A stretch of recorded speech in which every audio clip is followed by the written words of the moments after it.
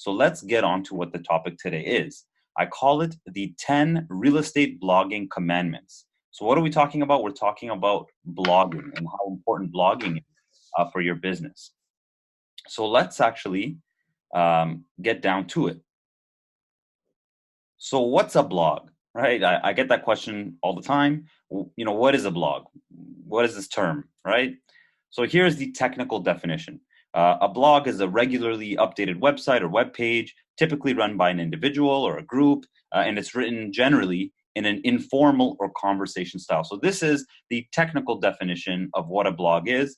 A blog, in your case, is not really a website.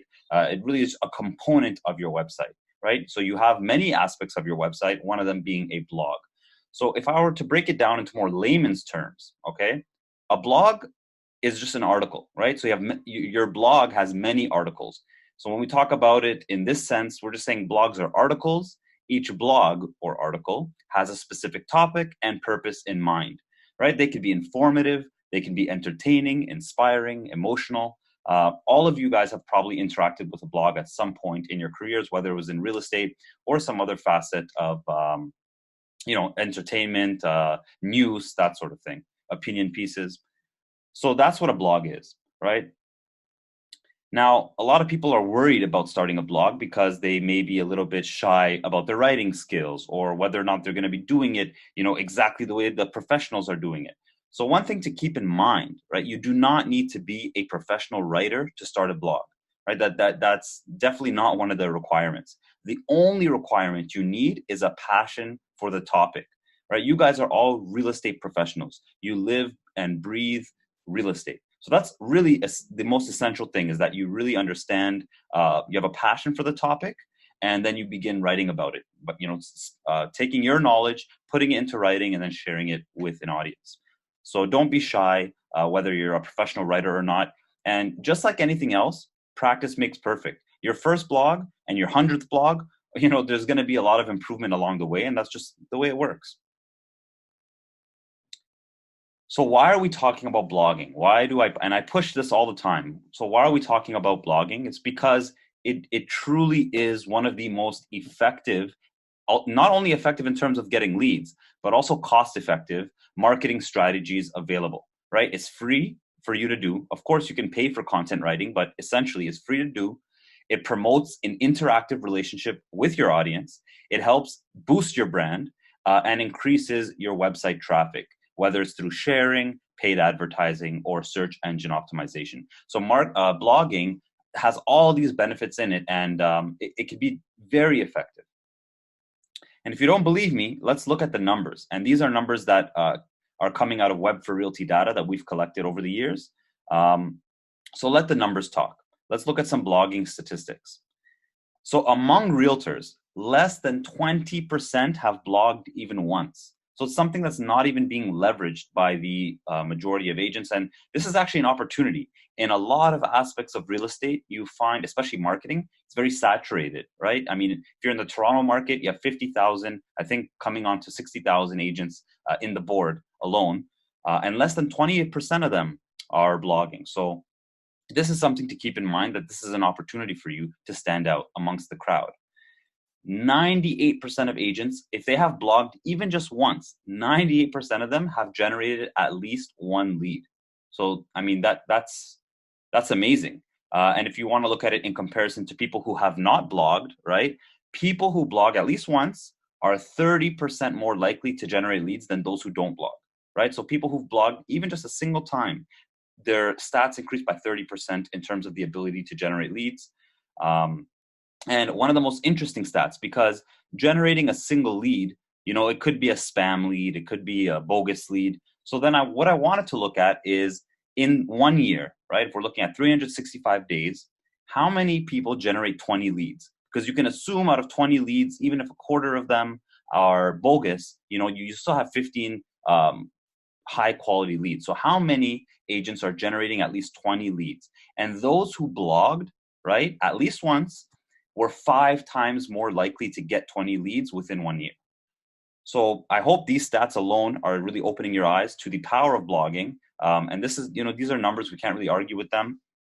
And yeah, let's get down to my 10 commandments. Okay, so these are the 10 commandments I want you to follow when you begin blogging.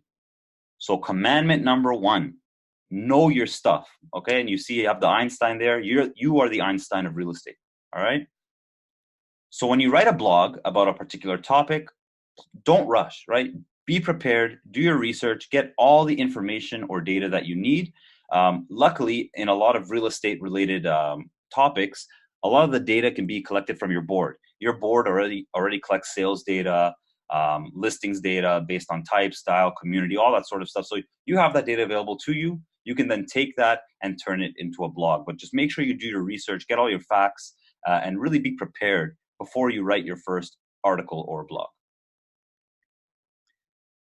And the reason why it's important that you're, well versed is that your blogs are a direct reflection of your knowledge and your experience. Like I said, blogging is a way for you to bolster your brand, right? You want to be an authority in your field, and you are representing that through your blogs. So because it's a direct reflection of your knowledge, a direct reflection of your experience, you want to make sure that you know what you're talking about before you talk about it. And when your blogs are well researched, as I've mentioned, it'll help bolster your brand, improve your reputation. And again, you can position yourself as an authority in your field. And not just in your field of real estate. If you have a specific demographic, if you have a specific farm area that you guys are farming, if you're blogging about those specific topics, so not very, you're not doing just general Toronto real estate stats blogs. If you're being very specific with your target demographic, you can bolster your brand, your reputation, and authority in that space, right? The space that you're targeting. So that is the first commandment, know your stuff. Let's get on to the second commandment, structure your posts, okay? So let's talk about what we mean when we're talking about structuring your posts. Like an essay, okay, your blog should be organized and easy to navigate. Right, so you want it, so when somebody opens your article or your blog and they start reading, make sure that you have a structure. And it goes without saying, but I've seen a lot of blogs where it's just a blurb of text, right? There's really no structure. Don't do that. Make sure that you have some sort of structure, similar to when you've learned how to write an essay in high school. They have the hamburger method. You have an introduction, a conclusion, etc. So have an introduction. Make sure that you set up your main headings, your subheadings, a conclusion. Depending on the topic, if you use a numbered list or a bulleted list, it's an effective technique to really give some structure to your article to make it easy for readers to get the value out of them. So let's look at some examples of some live blogs and see how they've structured them, the common structure. So let's look at a non-real estate blog. So this is on Mashable. Mashable is a very famous blog. So they have a blog here, How Disgusting Is Your Water Bottle Really? Right, so really straightforward. You can see they have an introduction here. Then they're making use of headings. So again, if you're a quick skimmer and scanner, okay, you know that this paragraph is going to be about, is your water bottle gross? You have another one about what is biofilm, and so on and so forth. So there's a structure to this blog, making it easy to read, and you know exactly what you're getting into with the headings, right? So this was, of course, a non-real estate example. So let me show you a real estate example. So this is a blog from the Brell team. They're quite a popular real estate team. So they have a blog here, what to look for in a condo, 50 questions to ask. Now, the moment you read that headline, you're going to assume that you're going to be seeing some, 50 of something. And that's exactly what they've done. To structure their blog, they used a numbered list, as I've mentioned. It's a great structural technique. You could see how they've given headlines, what to look for. If you're buying the unit, what to look for in the unit, what sort of amenities are you looking for? For each point, they've, made it the main point of it bold. So again, for quick skimmer and scanners, they can come here. They don't feel like reading the whole thing. They could just look at what is being highlighted, right? So this is a great way to structure your blogs. And again, make it easy for the reader to get the most value. I just got a question here from Syed. How can you show us how to post a blog? I definitely will get into that. We'll discuss that in the question and answers period. For now, I'm just going to go through the 10 commandments. All right. So those are two examples of blogs and how they're structured. So again, just have a structure. Don't just improvise and just put everything all at once with no structure. Let's go to the third commandment. This is an important one. You need to develop your brand voice. Okay. So Your brand voice encompasses everything from the word choice that you use, the themes, your personality, even the assets or like the images that you use in your marketing. It needs to kind of have a voice that is distinct to your brand. And I'll show you an example of what I mean by that. So let's just continue on. Your brand voice plays an important role because what it does is it helps you stand out, right? You develop a unique personality or persona, and it will make a lasting impression on your potential clients, okay?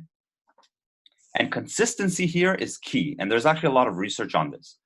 Once you've decided on what your brand voice is, don't change it, right? So if you've chosen that your brand voice is going to be, funny, analytical, honest, right? Whatever your brand voice is, you need to keep it consistent through all of your blogs. And it's really only acceptable to adjust it if you're talking about different mediums. And let me show you exactly what I mean by that. All right, so let's scroll down here. So you see, oh, it's just 1 second. Someone's microphone needs to get muted. There we go. Sorry about that. All right, so if we look at an example here, Wendy's. We all know and love Wendy's. Look at their brand voice on Twitter, right? They're quite famous for their Twitter, for their Twitter account. And the reason why is the brand voice that they've picked here is something very funny, satirical, and it works. They understood their audience and their audience specifically on Twitter, and that's what they've chosen to do. So you can see right here at the top, they have a tweet where they're, kind of poking at Popeyes. And again, at the bottom here, same thing. They're being very funny and satirical, and this is the brand voice that they've chosen to use on Twitter. And if you go on their Twitter right now, this is, the majority of their posts are in this type of voice. Wendy's voice on Twitter is one way. However, if we look at how they talk on LinkedIn, it's clearly different, right? So if we look at one of their LinkedIn posts, it's very professional. They know their audience on LinkedIn, and their voice on LinkedIn is of course distinct. And here they're really just talking about what they're doing as a corporation, as an organization. They're not being funny here. They're being very direct and honest. And this is how they've chosen their brand voice on LinkedIn. Now, the reason I'm bringing up this brand voice is that when you're blogging, you are going to have a distinctive voice. Not, if you want to be very down to earth, honest and blunt, that would be one way that all your blogs would be written. And by doing so, again, you're creating that personality, you're cutting through the noise. And when people start reading more and more of your posts, they're getting to know you, right? Through that brand voice. But if you're different every single time, if in one blog you're super technical, and another blog you're very, playful, another blog you're very funny, you're just kind of getting filtered in with the noise. So that was the commandment number 3. Let's get to commandment number 4. Keep your readers engaged. Sounds obvious, right? If someone's going to read your blog, you want to make sure they get to the end, right? Keeping that reader engagement is very important because every paragraph they read is another way for you to, of course, potentially interact with that client in the future or that potential lead. So for your blogs to be effective and engaging, you need to know your audience. And I brought this up earlier. Knowing your audience is very important. And I'm going to use an example of how important it is to know your audience. I don't know if you guys remember, there were the days where MP3 players were the big hit, right? Everyone had an MP3 player. And there were 2 key players in this industry. There was Microsoft with the Zune, as you can see here, and there was Apple with the iPod, right? And they were really battling it out to who will have the monopoly in that space. So if you look at the way Zune marketed their product, if you could just look at the photo here, it's very technical, right? They're just telling you how many songs it holds, how many videos it holds. Most of their branding was related to all the statistics of, how powerful their Zune MP3 players were. And even though the Zune was technically more powerful than the iPod at the time, the iPod won. They won the battle of, the most popular MP3 player purchased by consumers. So again, if we look at the way that they try to engage their audience with their marketing or their branding, they've actually failed. So look at the way they've done it, very technical, bringing up all the stats of, what the Zune does. Now let's look at how Apple marketed the iPod. Very simple. The iPod, 1,000 songs in your pocket. That was it. There was nothing technical about it. They didn't break into anything that consumers the average consumer would care about. They just went right to the point and they won the battle. And this is how important it is to know your audience. They truly understood what their consumers cared about. In this case, seems like convenience and having a lot of songs, and they did it in one sentence. So another way to keep your readers engaged on your blog is to make sure that it's not just text. You want to leverage images, colors, font sizing, catchy headlines. You want to continuously keep them engaged, just like I'm trying to do in this presentation. I'm using different colors, different font sizes. I have images. I'm trying to keep you engaged in the presentation. Imagine if this was just black and white text and nothing else, right? So keep people engaged, right? You're really fighting for their attention, and I want you guys to win the battle. Make it your goal that each blog that you write invokes a sense of FOMO. Now, if you're not familiar with what FOMO means, it's an acronym. It means the fear of missing out. I guarantee, especially if you're active on social media, you've seen people post blogs with headlines like this: 3 things you need to know if you plan to buy a house in 2020. When you read a headline like that, right, they're giving you a sense of urgency. Like, this is information that you need to know before you make a certain decision. You're creating this fear of missing out on critical information. And that's what I want you guys to do with your blogs. It doesn't have to be all of your blogs, but have this in mind. If you create this feeling of FOMO, the fear of missing out, you're going to definitely engage your readers, at the very least, to click on the blog and begin reading. So this is a very powerful technique. And it just comes down to being a little bit creative with what you're posting. All right, let's get to the 5th commandment. We're halfway there. You need to keep Google engaged. So before, I was telling you to keep the readers engaged, but you also need to keep Google engaged. So what am I talking about? It's not only humans that are going to read your blogs. Remember, your blogs are on your website. Google is also going to read your website automatically. They have algorithms that every single day are, indexing the web. So every time you write a blog, Google is reading it as well. And if you take some time to optimize your blogs for Google, which is known as search engine optimization, this is going to help you, boost your Google ranking and drive organic traffic to your website. So the more that you optimize your blogs for search engines, the more chance that somebody might type in one of the topics and your website would show up in the results. And then now you're getting organic traffic. You are randomly getting visitors just by doing this optimization. So here is a list of some of the variables, the search engine optimization variables that you guys should keep in mind when you're writing a blog. So if you look at this list, some of this might be completely alien to you, foreign to you. You have no idea what any of these things are. We actually do have a webinar where I break down exactly what all of these things are. So I will provide a link to that. If anyone's interested, you just let me know. I'll send you a link and you can understand what a browser title is, what a meta description is, what a URL is, what heading tags are. These things, I know they sound complicated, but they're really not. They just have fancy names.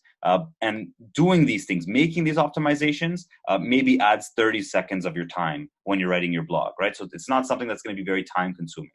Some things to keep in mind is, aim for at least 1,000 words per blog, right? So don't do short blogs. Google loves long form content. So that's something that you should keep in mind. And internal link. So what is an internal link? I'll tell you right now. An internal link is basically when you, in your blog, let's say you're talking about something about the value of your home. You can actually link that sentence, value of your home, to another area of your website. So you're adding internal links into your website. By doing this, it actually helps Google crawl through your website faster. Again, I break this down in my search engine optimization webinar. But basically, in the beginning, you're probably not going to have that many internal links. But as you blog more and more and more about topics, you'll be able to easily find ways to link blogs within each other. And it's a very powerful search engine optimization technique. And again, the keywords that you use in your title should match the headings and the content. So again, if your blog is about Mississauga condos, you want to make sure that that term Mississauga condos is throughout the blog. Should be in the title, should be in the URL, should be in the actual content that you've written out. Just this way you're getting that keyword density that Google's looking for. So again, this is a short list of kind of what you need to do. And by doing this, you're not only going to make, again, your readers happy, but also Google happy. And that's awesome. All right. let's get to commandment number 6. Cater to lazy readers, right? Unfortunately or fortunately, however you look at it, we are becoming increasingly less patient. They say that even 2 seconds delay in loading time on Amazon leads to like 5% reduction in sales. People want that instant gratification, and you know catering to lazy readers doesn't mean make your blogs shorter. It just means that you can be doing certain tactics in order to cater to them. And when we're talking about lazy readers, we're talking about people who skim and scan. They don't like reading the bulk of content. They just like skimming and scanning. So while your blogs should be detailed, as I mentioned, don't hesitate to structure them for quick skimming and scanning. Here are 4 easy methods to accomplish this. Number 1, you can create a 4 to 7 bullet point summary of your blog that you put at the very top of your post. So let's say we have a blog about whether this is the right time to downsize, and let's say the blog has 1,000 words as I've recommended. At the very top of the blog, you could take the main 4 to 7 points of your blog and kind of put it at the top. You can call it quick summary, and somebody who doesn't want to read the whole thing, they read those 4 to 7 points, and they'll have enough information to feel that they got value from the blog. Number 2, use color to highlight important points or phrases for quick skimming and scanning. So just like I do in this presentation, I make certain phrases or words colored in order to, again, if someone was just skimming and scanning, their eyes will naturally gravitate to these things that stand out, right? So use color, and again, it will be great for people who like to skim and scan. Number 3, make use of infographics, charts, graphs. Again, some of these can be provided from your board. Some of them are provided from your brokerage. If you're kind of savvy using Photoshop or Canva or any sort of photo editor, you can even create these yourself, right? But by doing this, again, somebody who doesn't want to read all the data, a chart, they say a picture is like 1,000 words, right? So you make a good infographic or chart, and again, the person's getting value right away. And the last method is you make numbered articles, right? So for example, the 5 most expensive homes sold in Toronto in 2019. Whatever your article is, you could make them very numbered. The 10 things you need to know if you're planning to sell in Oakville, right? By doing this, somebody who's skimming and scanning, they know what they're going to get themselves into. They know that they're going to see the top 10 or top 20 or top 7, whatever the number is, and they can choose to skim and scan as they please. So yeah, cater to those lazy readers. Commandment number 7, sharing is caring, right? And as you can see in the photo there, I'm talking about sharing your blog. So once your blog post is published, you have to share it, right? It's not just having it sit there is going to do nothing. You need to share it everywhere you can. I'm talking about email, social media, whatever mediums you're using. Now, if you're thinking to yourself, well, Rami, I have Facebook, I have Instagram, but like, I don't have that many followers. Well, don't worry. If you don't have enough followers, this is how social media companies make money. You can expand your audience by leveraging their paid advertising platforms. So for example, on Facebook, if you make a post on Facebook right now, you'll notice right away there's a button there that says boost. When you click boost, you basically tell Facebook who you want to see the post. So you can move it outside of your followers to whatever audience of your choosing. If I'm doing a blog about downsizing and I want a lot of seniors in the area to look at it, I would press the boost button. I would tell Facebook, show it to anyone living in the GTA who is 65 years or older, and they will do it for you. And it's actually quite inexpensive. So it's definitely something you could leverage if you're worried that your blog is not going to be seen by enough eyes. So if the content on a particular post that you've written, so if you've made a blog and the content is kind of universal, so it's not something bound by time, it's something kind of universal, like, as an example, the 5 most important renovations when you're planning to sell. That's something that's quite universal. I can't see that information having to change too much over time. If you've written a blog like that, you can reshare that blog many times, so you can get the most value out of it, right? And we at Web4Realty, we do this all the time. Let me give you a look here. So I've written a blog for Web4Realty quite some time ago called How to Make a Real Estate Landing Page. And as you can see on Facebook, when we shared it, we put a tagline here. Here is your simple 6-step checklist every landing page should follow, right? So we were sharing the blog and we made a little call to action to make people click on it. This was on June 20th. But if you actually look in October, Oh, where's the October one? Oh boy, I didn't. Oh no, yeah, sorry. This was June. Oh, I forgot to show you the October one. The moral of the story is we shared that exact same blog. We just put a different headline here, and we shared it in October. And we do this all the time. If you follow Web4Realty on Facebook, you will see that we repurpose our blogs so that this way we're constantly getting content to our audience, and we're really squeezing out as many readers as we can from the blog that we worked so hard to produce. Okay, let's get to the next commandment. Commandment number 8, blog often, okay? So the more you blog, right, this is one of the big benefits. The more you blog, the more content Google has to work with to boost your ranking for specific keywords or queries. So what does this mean? If I'm writing a lot of blogs about the real estate market in Ottawa, or the real estate market in Georgia, or the real estate market in a specific community like City Center in Mississauga, the more you write about a particular topic, you're giving Google all of the signals to start ranking you for those keywords, right? It makes sense. If somebody types in a specific, Oakville homes for sale on Google, Google's job is to give the most relevant result. So if you have a lot of content about that topic, well, you're giving Google all the reason to rank you, right? So the more you blog, the more optimization you have, the more traffic you can generate, right? So in addition to providing more content, so it's not just the content that you're doing, Google loves to see that your website is active.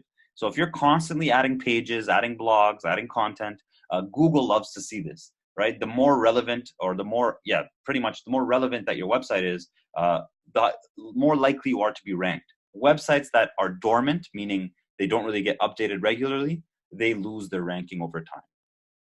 So here are the 3 major benefits of blogging often, right? Number 1, as I mentioned, it increases your Google ranking. Number 2, the more you blog, meaning the more you blog and share it, you increase the opportunities of an interaction. Could be getting a lead through the website, getting a phone call from somebody who read your blog, could be an email, right? So you're just increasing that opportunity to have a conversation with somebody. And of course, the third thing is the more you blog, especially if you're blogging about a specific topic, you begin to establish yourself as an authority in that area, that field, right? So those are the 3 major benefits of blogging often. If you only blog once, a year, there's not too much benefit. So really try to get into the habit of blogging often. And the way that you could do that is using a content calendar. If you go on Google and you type in content calendar, there are a bunch of templates you could download. There's even some services that offer it free for a certain amount of time, where you can pretty much pre-plan your content pipeline, they call it, right?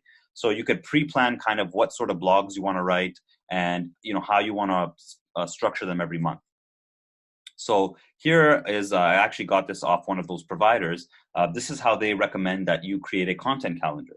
They say that you should start with your monthly goals, determine what sort of blogs you're going to share, create the template of your calendar, add the content to it, and then of course, track and promote the blogs, right? So a content calendar is just a way for you to know that, hey, this month I plan on, writing 5 blogs, and then you would write down what each blog topic is, and then you would put in your calendar when you plan to release the blog and where you're going to share it. So this is kind of what I do with my webinars, right? I do these bi-weekly. I have a calendar where I decide what the topics are and when I plan to be sending the invites and so forth. Another thing is, look, you guys are busy, especially in real estate. You guys don't really have weekends, right? A lot of time you're going to open houses. You have your own obligations, family. So if you do get the time, you have a window where you can write your blogs. It could be at night. It could be on a Friday morning, whatever the time is. You don't just have to write one blog. You can write several blogs to kind of crunch as many as you can out, and then you could use the publish later option, right? So in our system, when you go to create a blog, you have the option here to publish right away, but you also have the option to publish later. So when you do publish later, you basically can post date your blogs. Let's go to the 9th commandment.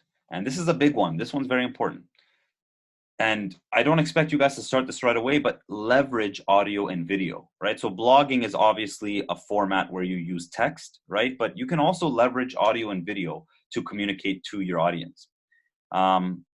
So your blog can be further improved if you convert that content into a video or audio format. And it just adds that additional accessibility. Someone's driving and they want to read your blog. Well, they can't read it because they're driving. So if you actually recorded yourself reading out the content of your blog, then this way they could listen to the audio, right? Another thing to consider, so if you take your blog content and you create a video, right? So let's say that your blog is about the October real estate stats of a particular city or community, right? You can actually take that blog and make a video, and you don't have to be, Steven Spielberg. If you look at any of the latest smartphone devices, they have really good cameras. You can easily create a video on there and upload it to YouTube. And the reason I'm telling you guys to use YouTube is because although we don't think about it this way, YouTube is the second largest search engine in the world. If you just think about it, when you need to find something, it's either you check Google or you check YouTube, right? And YouTube is owned by Google, right? So it's kind of the same thing. So by uploading your videos onto YouTube, you're actually increasing your exposure, number one, but number two, it actually helps boost your Google ranking. So here's an example of an agent here. It's actually one of our clients, and exactly what I said. So he has a blog and it's about the October real estate stats. At the bottom, you can see the written format, but right at the top, he made a video for the same content. So this is very accessible, just adds an additional medium for people to interact, and it's very effective. Here's an example of audio. This is something that we do at Web4Realty. So we had an interview with one of our clients. We did it in the form of a podcast. So what we do is we take that podcast and we put it in words, but still, when somebody clicks on the blog, they're able to listen to the audio right at the top. So just an easy way for people to get that accessibility. So if they want to read it, they can read it. If they'd rather listen to the audio, they can listen to the audio. Let's get on to the last commandment, very important one. Commandment number 10, enjoy the experience, right? Real estate is your passion, right? You got into this business because it's something you're passionate about. This is not like a regular salaried position. You're not getting paid hourly. This is a job where you really need to give your blood, sweat, and tears into it. You need to really have a passion because that's the only way that you're going to drive results. So if you already have a passion for it, then it shouldn't feel like a drag or cumbersome to share that knowledge, to share this one thing that you're really passionate about. And not all of your blogs have to be about real estate stats, right? Whatever is your passion with real estate. It could be about home staging advice. It could be about the difficult transition of downsizing, right? Investment advice. Whatever it is that makes you tick when it comes to real estate, that's what you should be writing about. And if it's something that you love, then it will be easy. And I want to share some quotes from some of the top bloggers in general, how they talk about blogging. So here's one. Blogging is free form, less formal, and more alive. In many ways, it's like writing out loud, right? Which is true. A blog is not like some very formal piece. It really is less formal. You can make mistakes. It just has that feeling of being very liquid or dynamic. Another quote here, don't try to plan everything out to the very last detail. Launch it and get feedback. So for those of you who have never blogged before, and again, you're nervous about your writing skills or whatever the case may be, just don't overthink it. Write your first blog, share it, and ask for some feedback. See what people are saying. They might be giving you topics or ideas that you never have thought about. Let's get into the last quote, which I love. Blogging is a conversation, not a code. So when we talk about blogging, this is not a very technical thing, right? Yes, you do it on your website, and I will show you guys exactly how to write a blog on the website, but it's really not that difficult. If you guys can do a Microsoft Word document or a PowerPoint, presentation, you can easily create a blog. It's very simple to do. So those are the 10 commandments. Thank you guys so much for joining today's webinar. I look forward to hearing from you guys. You will get the recording probably in 24 hours, and you have my email right there. I hope you guys enjoy the rest of your Thursday. I believe that tomorrow is obviously Friday, but we have the Thanksgiving weekend coming up, so enjoy with family and friends, and thank you guys so much. Have a great day.